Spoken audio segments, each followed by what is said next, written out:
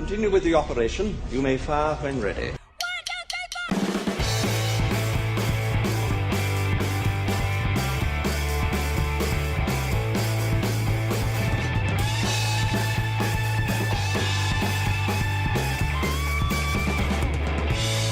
Hello everyone, and welcome to episode 6 of Fire When Ready. I'm your host, Alex Corey, and on this podcast, I like to talk about my thoughts on all things geeky, being the world of movies, TV, comics, because, blimey, that's a rogue bludger. That's been tampered with, that has. Yes, folks, we are talking Harry Potter again this week.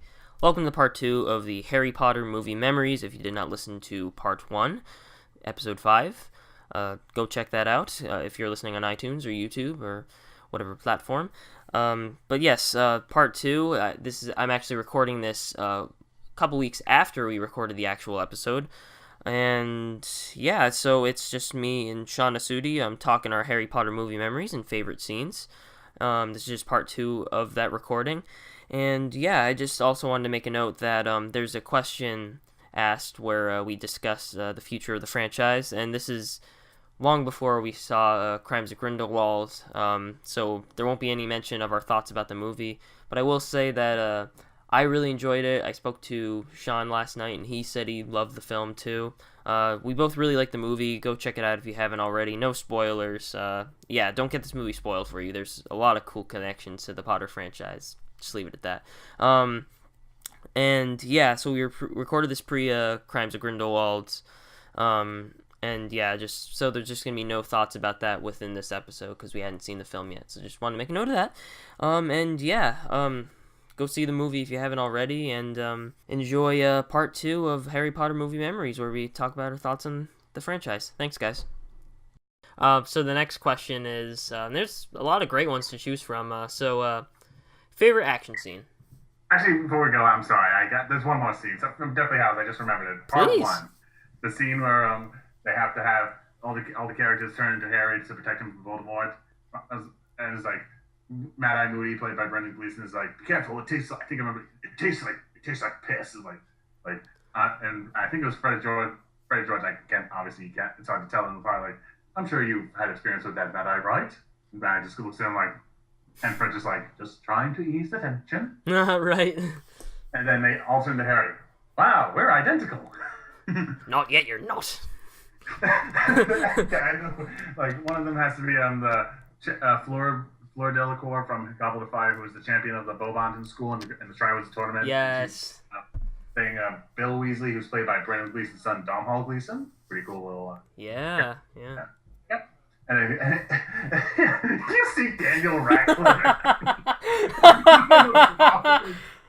Don't look, Bill. I'm hideous. Henry's like, God, Harry, your eyesight is poor. Yeah. And then later when they come to the Burrow and Harry and Ginny have a nice little romantic moment, you have I think it was Fred who got injured in that scene. Yeah, his ear. He just there goes, "Morning." Right. Yeah. Okay, I got off track there for a second. This is great. I'm loving this.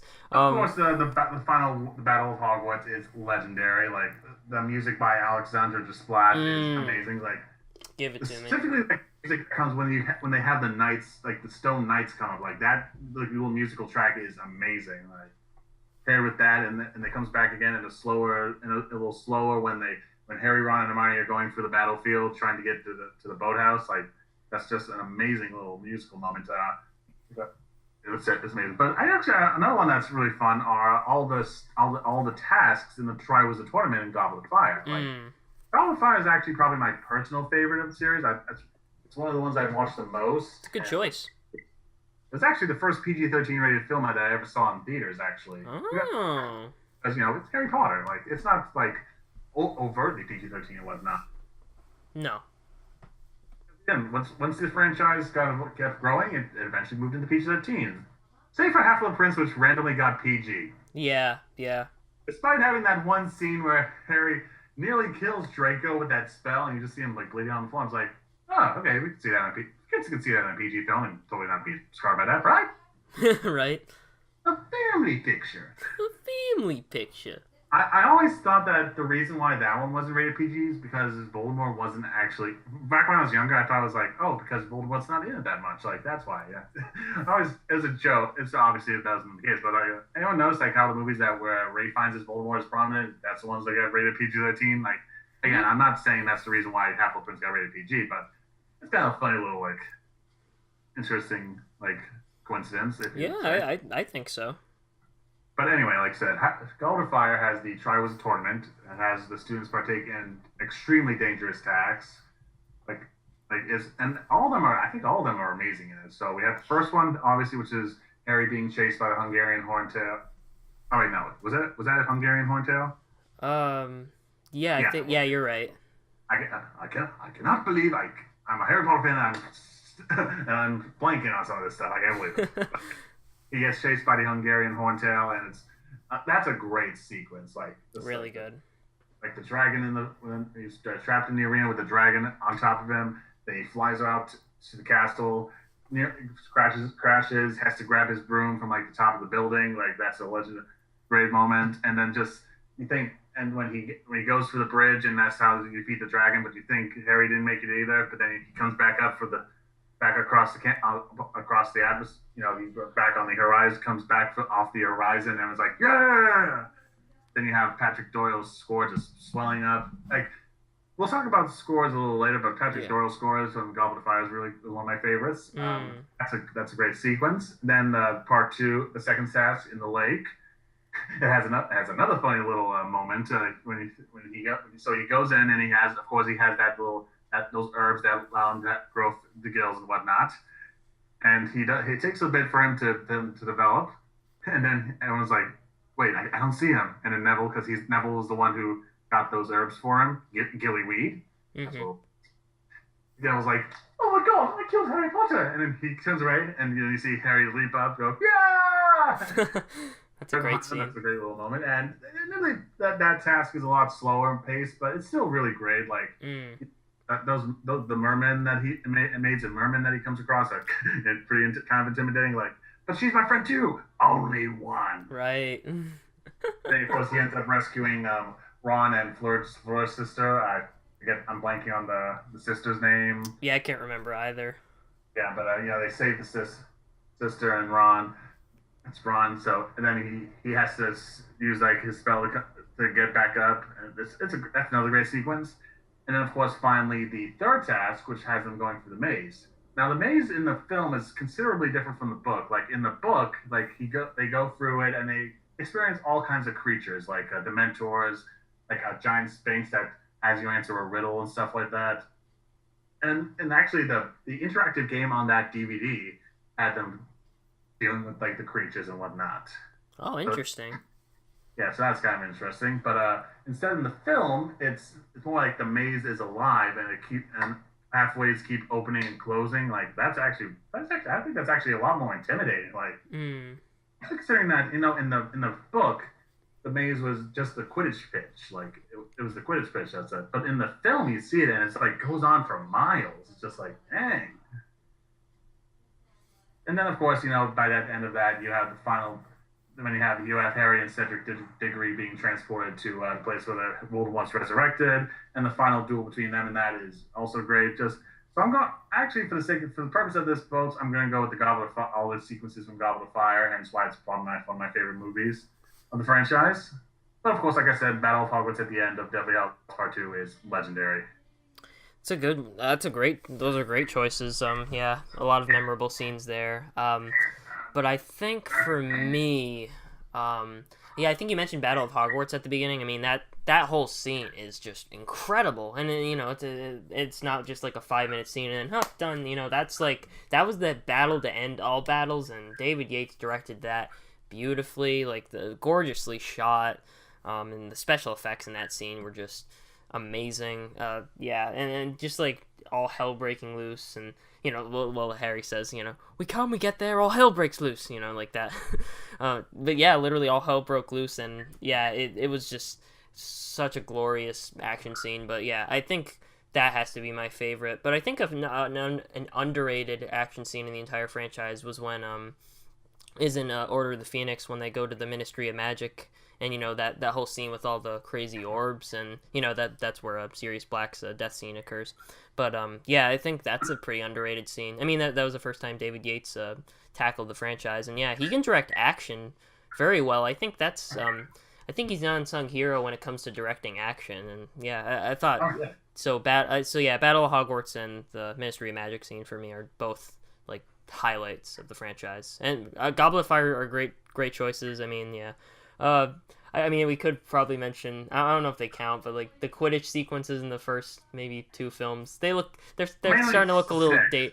I go with Half-Blood Prince. Yeah, the first 2 kind of look a little dated now compared to today's standards. With our next question. Sure, yeah. But yeah. The Battle of the Ministry of Magic. That was the best finale up until Deathly Hallows Part 2. I'd say. I agree. Like I said, with death, that's just the kids going up against the Death Eaters. Like they run as all the orbs fall down. Oh, great shot! Oh, thanks, such chills. When they get captured by the Death Eaters, but then like all their adult comrades come in and just help save the day. Yes. Then he goes after Harry goes after Bellatrix. Actually uses one of those unforgivable curses on him. Yeah. On her, I mean. And then Voldemort comes in, and then of course Dumbledore comes in. Epic battle between them, and just all that. We can go on for days about this franchise. But like I said, that's a good choice with Battle of Hogwarts, and then the underrated scene from Order of the Phoenix. Yeah, for sure. Okay, so the next one, it kind of goes off of. I think that it goes off of this last question we had nicely. It goes off the last question nicely. So best special effect in the entire franchise. My apologies to the people who worked on the first 2 films, because as we kind of alluded to earlier, some of those sequences didn't really age so well. No, I mean we can still watch them fine, but it's like still great sequences. But still, obviously, like they're from green screens and stuff. Like the first one had some dated visuals. Like one a lot of people point out is the scene where Harry is trying to get the key to get into the room, and you see Harry go slotting around like that. But some of the visuals in that first one were okay. Yeah, not bad. Some of the ones that were set at night, like Fluffy. That was actually that one still holds up decently enough. Yeah, I agree. Because it's partially set in darkness. But again, some of the ones that take place in the heavy ones that take place in day, those have aged not so well. Mm-hmm. Now, special effect, that's actually an interesting one I got to think about, because there's a lot. There's obviously a lot goes into these. What goes into this stuff? I think actually I'll go. This is going to go across the franchise. I'll go with how they managed to bring Voldemort to life once Ralph Fiennes got cast. Ooh, that's a good one. Because on set, Harry and the rest of the cast, Daniel Radcliffe and the rest of the cast had no idea what he'd look like until the final film. Because on set, you just have a bold Ralph Fiennes with green dots all over his face, and then of course he comes in, like smooth gray skin, no nose, like it said again, because that was the big thing with Goblet of Fire. We've been seeing Voldemort back to life for the first time ever in the franchise, and that was a big deal. Like, and the way they build it up is amazing, and once they reveal it, it's just like, that makes perfect. That's perfect. For sure, like Ralph Fiennes, by the way, is terrifying in that role, and what they did, like the special effects wise, to pull that off, to give him that chilling presence on screen, it's just amazing. I think my favorite.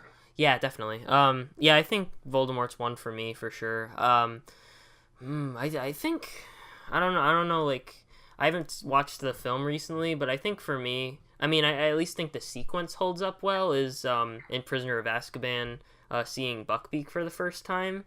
I love that scene so much, and like that whole, when Harry takes off on Buckbeak, and just that whole scene, and like the claws are touching the water. It's just, I'm getting such chills thinking about it. It's such a beautiful scene. I think if we're talking special effects wise, I think that holds up. The Dementors, I think, look very scary too in Prisoner of Azkaban.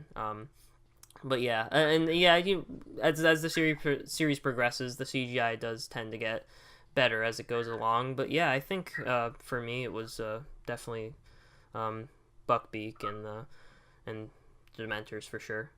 Indeed. Yeah. All right. Okay. So the next question I have on here, before we wrap up, is favorite actor or actress in the franchise. I can't go with all of them. You can. No, I'll be specific. For actor, oh man, I'm gonna go with the obvious choice, Alan Rickman. You know, he absolutely nailed it in the role. You know, being like the at first you think he's like this slimy, sinister figure who's always out to try to get Harry, and even though by the end of the first film we say like, Snape saved you when your broom was going erratic in the Quidditch match. You know, we build it up, and this, as a lot of people know, like Alan Rickman was like one of the few people who knew like up to like the ending of the series, like what would happen to him. Like he was the only one who knew that, so that's helped, of course, help him understand like what the character was going to be like, really, and stuff. So it's all about that, and of course, from the beginning to that very last scene with the memories, it was perfect. Now, as for favorite actress, because equal representation, Sure, yeah. Go with Professor McGonagall, Dame Maggie Smith. Yes. She's just a badass in this role. Great choice. She can have funny moments, like in Half-Blood Prince when Harry, Ron, and Hermione report the corrupted necklace. He's like, "Why, when anything happens, it always happens to you three." And Harry's like, "Gosh, man, I've been wondering that myself."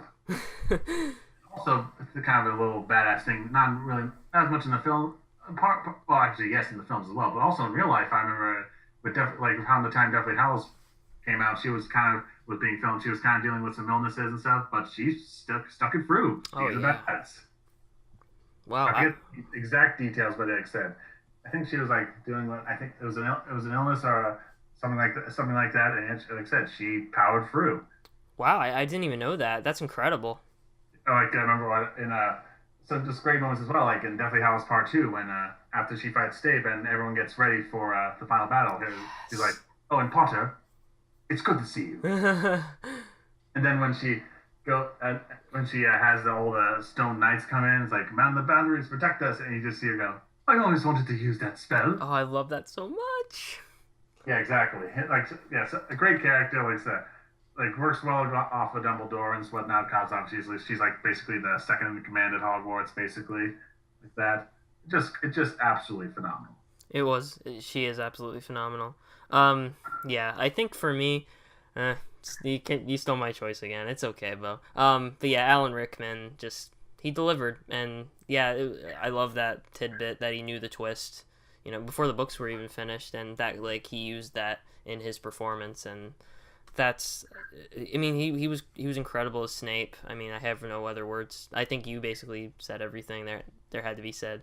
That had to be said. He also has his great humorous moments too, like in Goblet of Fire when Harry and Ron are trying to figure out how they can get dates, and you see Snape because they're in class and they just like, ugh! Yeah, oh yeah, he like hits him on the back of the head. Pushes head down repeatedly, and at one point you even see him like get ready for it. It's like he just puts his sleeves down. Yeah, like, yeah.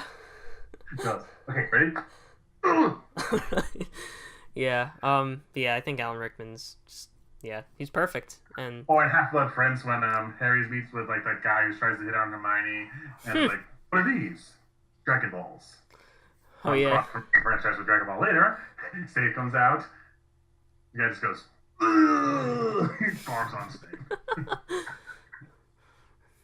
Yeah, but yeah, great. How about favorite actress? Who's your pick? Oh, that's hard. I think I'm gonna go with an underrated choice. Emma Thompson as Professor Trelawney. I really like what she brings to that role. She kind of, makes her a bit peculiar and whatnot, and that's just that's the charm of her character. Another one that I just thought of. A lot of people hate this character, but the reason why you hate her is because her performance was just so good. I know what you're talking about. Imelda Staunton, I think it is, who plays Dolores Umbridge. Man, her character is just brutal, but Staunton just nails it. She just makes you just detest that character. Every time you see her on screen, you just cringe. And yeah, if you didn't hate her character as much as you did, I mean, it all depends on good writing, but it all kudos to her performance. Like that I mean, she delivered in that capacity, and yeah, if you didn't hate her character that much in the movies, yeah, she delivered. As all those memes say, admit it, you wanted her dead more than Voldemort. Oh yeah. And actually, I'll be honest, when I was saying, like, oh, I think I know who you're referring to, it actually wasn't who I thought you were referring to, but that's pretty close. Another one, actually, another great one, is Helena Bonham Carter as Bellatrix Lestrange. Yep. Just perfect casting. Like, very good. This guy goes out absolutely, Bellatrix is crazy from beginning to end. Like, when she breaks out of Azkaban and Order of the Phoenix to her actually biting, I think it was like she bites, like, Hermione, like, I think, was that it? She bites Hermione or something like? Yeah, I think she like bites her, and then she carves like what was it, like mudblood into her arm. But then, yeah, just to ensure she's not actually Helena Bonham actually wasn't crazy in real life. I remember, like, she said, no, like, after she went to Emma Watson. She's like, "You alright, love?" or something like that. Well, that's because so moments like that, I actually think is really cool. How you have some people, if somebody do something really crazy, then they help to ensure people like, "Oh, no worry, I'm not that crazy." Yeah, for sure. Yeah, great. Yeah, I mean, all around the performances in this franchise are just they're all second to none. Harry's the lead, but like it's just a fantastic ensemble all around, and every actor who portrayed every character, they made every character come to life and did it well. Exactly, and actually going back to Helena Bonham Carter for a moment, the final battle between her and Mrs. Weasley. At the final battle. Julie Roberts is, by the way, another underrated actress. Yeah, very underrated. And this Mrs. Weasley is just great. There's like a funny meme like when it's like when my mom talks to when my mom talks to me, Ronald Weasley. When my mom talks to my friend, Harry. Right. Yep. And at the end, not my daughter, you. I'm not gonna say it because I don't know. That line. We're picking up what you're laying down. Yeah. That's an epic moment. Great epic moment. Yes. It's like obviously it was a big moment in the book, but then of course in the film it's just another one that's handled brilliantly. So yeah, that's our picks. Like I said, this franchise definitely has one of the greatest ensemble casts of all time. Yes, for sure. All right. So second to last question here. Favorite music track in the entire franchise?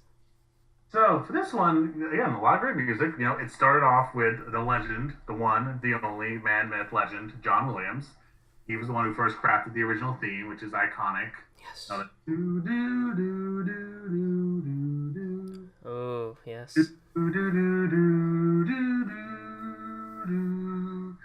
That stuff. He went there until Prison of Azkaban. A lot of great soundtracks in the first film with Sorcerer's Stone. Like one of the most underrated, in my opinion, is the chess match at the very end when the I think it was like the Queen attacks Ron. You hear that. Oh yes. Oh, so many chills. just for emotional, the last track of the first film, Leaving Hogwarts. My gosh. Then they bring it back in Deathly Hallows Part 2, just perfectly, just man. But then for some other tracks, I said before that one of my favorite my favorite scores from the series was Patrick Doyle's score from Goblet of Fire. Nice. Specifically the opening, like the do. Yes. Do. It's the story. It's called The Story Continues on the soundtrack. Mm-hmm. It builds up to the title card, like do.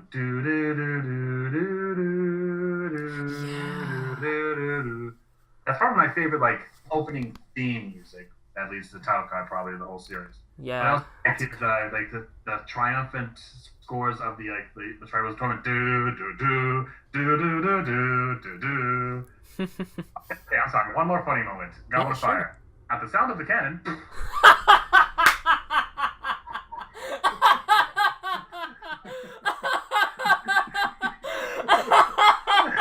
that's the third one. At the sound of the cannon. What? Oh, I love that so much. I forget his name. I think it was it's David something as David Bradley. David Bradley is Phil. It's he is great. Just kind of creepy when he's Oh dear, we are in trouble now, aren't we? Right. And then the fourth film, when he goes in to try and talk, has to talk to Dumbledore, he just goes, Hogwarts has been, he just like kind of limping over, and it's like, and then finally like, oh, what's going on? Why did children all out of bed? And then Deathly Hallows Part 2, because we're about to be attacked, you nitwit. All right. But again, as I made you just break out laughing there at the sound of the cannon. Oh, that moment's great. It's just, that's his personality right there. My apologies for going off track there, but anyway. No, that's fine. This is great. I love it. For 5, I think, if I remember, you bring in Nick Hooper, if I'm right. Nicholas Hooper. I'm going to just clarify that for one quick second. Because, yeah. Nicholas Hooper, who, I think I'm right, he did this and Half-Blood Prince. Like, I mentioned it earlier, number 5, like, basically Umbridge's theme, like, just kind of that great manic track that goes along with her going around and changing everything and stuff. That's a great little track. I really can't remember, like, much from the 6th film, but, like I remember the big emotional music when Dumbledore died is a big one. Yeah, The Squad did a lot of good stuff in his 2 films at the end. He brings back Leaving Hogwarts for the ending. That big emotional role, like battles music when the knights come down and when Harry and Ron and Hermione go through the battlefield, like that's a great track. Oh, so good. My favorite, if I had to pick number 1, it would be Leaving Hogwarts. Just a beautiful, beautiful track. Yeah, I think now I know why we're good friends, because we have so much in common, and Leaving Hogwarts is my choice too. Like, I mean, can you blame us? Can you blame us? But yeah, you're right. Just when it pops, I mean, it was just something special about hearing John Williams' score in the Chris Columbus films, and just to hear them bring it back in Deathly Hallows, it's just like, yes, that's why I love these movies, you know? It's childhood, it's everything, and yeah, it was a nice way to just cap off the series, you know, to just bring back elements from the older films, you know, music being one of those things, and, you know, and showing, they showed scenes from the earlier films in the flashback sequence, but yeah, Leaving Hogwarts, that was just a nice way to just tie it all together and tie it up in a nice bow, and yeah, and that, I mean, how can you go wrong, man? Indeed. Yeah.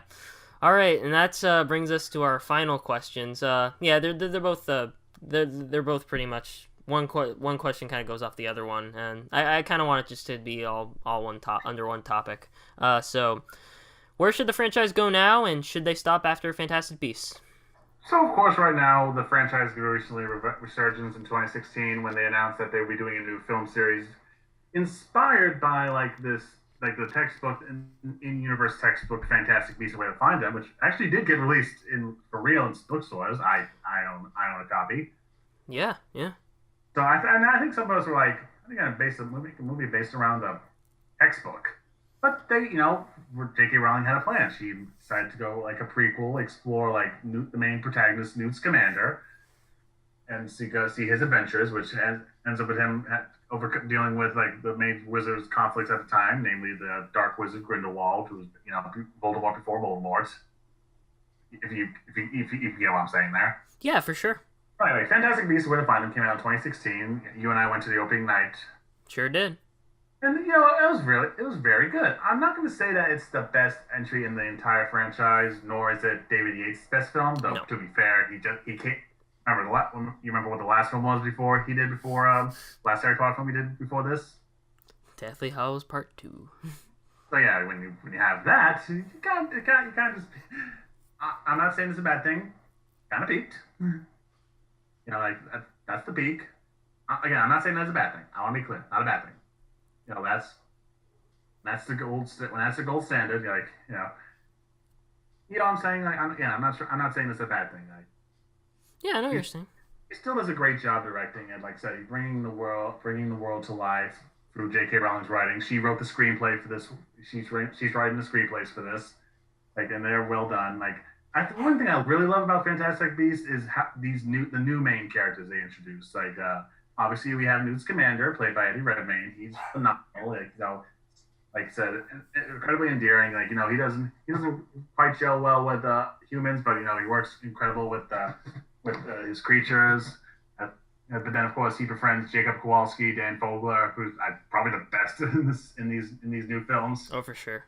He is our audience avatar, just going through like there's that one scene at the end of in the movie where he goes when something happened, he just applauds. I want to be a wizard. That's basically it in a nutshell. But then of course continues over to the ending where like after all of this, he was like, sorry, you have to wipe his memories. It's like, oh man, do we have to? And that's just a brilliant emotional scene, especially in the end where he gets kissed by his love interest Queenie. And on that note, the Goldstein sisters, Tina and Queenie, they're both great too. Catherine Watson as the career-driven Tina, who had that incident that led to her being fired. And we see what happens. She was just protecting someone. And then with Queenie is actually kind of interesting because I think remember Alison Sudol, she goes about a very nurturing, like motherly figure, and that's actually really looks really well. Especially because I always remember the scene where Newt and Jacob go out to hunt that creature, and Tina and Queenie come in like they realize they're gone, and just hear Queenie go, "Well, we made them hot chocolate." I'm just like, "Aw." But then again, I got the end where she kisses him as she's getting his memories getting erased, and at the end she comes back in when has his bakery and stuff. And one moment that I know is one of your favorite final moments in any film, when she comes in, smiles at him, and Jacob's like, "Hey." Cuts to black. Yeah, that's a great moment, and I'm looking forward to seeing all these characters come back for the second film out this week. Going to be out this week. And as for where the series should go after that, well, like I said, just continue out this franchise. I think I heard them say they're going to do at least 6, if I'm right, 6 films. 5. 5. That's fine. Make 5 Fantastic Beasts films after that. If J.K. Rowling comes up with something new, then I'll be fine. I'll be open to it. But at the moment, if that's how the last major new stuff from her, then that's fine. These offer a new little fun insight into the world of Harry Potter. I know a lot of people were, well, maybe not a lot, but some people were kind of hoping that maybe they'll do because in recent years there is the Harry Potter Broadway show, Harry Potter and the Cursed Child. Right. I haven't gotten a chance to see that yet, but I will when I get the chance. Everyone says, because I know it's kind of a mixed reception. Like some people think oh, it's really good, but other people it could have been better written. Fan fiction. Yeah, that. Yeah, that's what I've been hearing too. But then, because but I know some people want a film adaptation of that, but there is kind of a hitch because I haven't read the full transcript yet because they released the transcript of the play. Yeah. But apparently, because this new film has them going back in time and whatnot, and it will involve characters who already died. One of them being Snape, and since Alan Rickman passed away, I figured, maybe not, maybe best leave it alone for that. But like I said, just at the moment, for the answer to the question, just continue Fantastic Beasts until we're done, and after that, we'll see where it goes. Yeah, right on. I think for me, I think. Oh, I heard an echo. So, yeah, I really like what they're doing right now with the prequels. I was like you. I did really, really enjoy Fantastic Beasts and Where to Find Them. Yeah, maybe not as good as the Potter films, but still quite enjoyable. Yeah, very endearing characters, as you said. A little more mature than Potter, I would say. I'm excited for Crimes of Grindelwald. Very excited. And I know there's going to be a little more connections to the Potter franchise, as we'll see. I just want to see how they pull off this series, and I like that Rowling had this idea, and she went for it. She'd never written screenplays before until this series came into play, and I'm excited to see how they'll pull it off. I guess I'm with you. I just want to see how they conclude the Fantastic Beasts series in the future and see where that goes. I don't know if I personally want them. I mean, maybe it depends on how I feel about Fantastic Beasts. If they should do the Star Wars approach and maybe do a universe or that sort of thing, or maybe just keep it the Harry Potter series as its own thing, and then Fantastic Beasts just as its own thing, and then maybe just leave it at that. That's totally fine. And yeah, I'm not really. I did actually read Cursed Child. I'm actually one of the people who quite liked it. But yeah, I mean, if they want to adapt it into a film, I wouldn't really have a problem with it personally. But yeah, I guess that it just all depends on, maybe how Fantastic Beasts does, and maybe if they want to do a Force Awakens type deal in the future with Harry Potter. But yeah, I mean, I'm open to it. I'm not opposed to it, and yeah, I guess just see how Fantastic Beasts does. I don't know where you could go with the franchise. I don't know if you could go in like the far future and like, I don't know, post-apocalyptic world with wizards and witches. I don't know if that would work. Yeah, I mean, if J.K. Rowling has the idea and she wants to do something different, or maybe go a fairy tale angle, like with Tales of Beetle the Bard, maybe do like, I don't know about a feature film, maybe do like short films or something. I don't know, a TV series. Who knows what she'll do. But I think it's not really Harry Potter related, but I'd be interested to see J.K. Rowling do maybe another like fantasy or sci-fi series or something that maybe will get film adaptations in the future. I'd like to see her do that, and yeah. And I actually have an idea for this is a whole other topic, but I'd be interested to see them maybe do like Harry Potter like comic books, and maybe like maybe just like other. It doesn't have to be adaptations of the books. I mean, I'd like to see that, but maybe like, yeah, like what they're doing with Star Wars, have like a one shot with Newt Scamander, have a one shot with Grindelwald or something. Just have like little series here and there, and yeah, I mean, that's just an idea. That's a whole other entity I want to get into in a future video. Yeah. Stay tuned. I want to see. I think actually they're working on this right now, but an Harry Potter RPG where you can like Yep. Not you can create your own character. You can go to classes, cast spells like like RPG like stuff. Not that like Hogwarts mystery game that they have out, which everyone got ragged on because of like. Yeah, for sure. I know what you're talking about. Yeah, like that kind of stuff. Yeah, but yeah, whatever they have up their sleeve, I'm open to it, and I can't wait to see what they have in store. All right, I guess that wraps up our episode right now. Well, thank you so much for listening, everybody. Sean, thank you so much for coming on the show. Great. Thanks for having me. Yeah, no problem. Where can the people find you? You can find me at rimoviecorner.blogspot.com. As my blog, Rhode Island Movie Corner. You can find reviews, editorials, top 10 lists, and basically whatever. If you gotta shoot the breeze. Yeah, for sure. I'll link that. If you're listening on YouTube, I'll link that in the description below. All of Sean's stuff. He's doing an incredible job writing, doing the editorials and reviews and all that great stuff. But yeah, so for me, you can find me on Twitter at AlexJCorey, on Instagram at AlexJCorey, on Facebook at facebook.com/TheAlexCorey. And you can listen to the show bi-weekly, Fire When Ready. And if you're listening on YouTube, subscribe, like, comment. Yeah, some of these questions that we addressed, feel free to answer them in the comment section below. And if you're listening on iTunes, make sure to subscribe, rate, review. If it's a 5-star podcast, thank you very much. But yeah, thank you all so much for listening. You're all awesome. And to conclude everything, mischief managed. Sean, any final words? At the sound of the cannon. Oh, not again.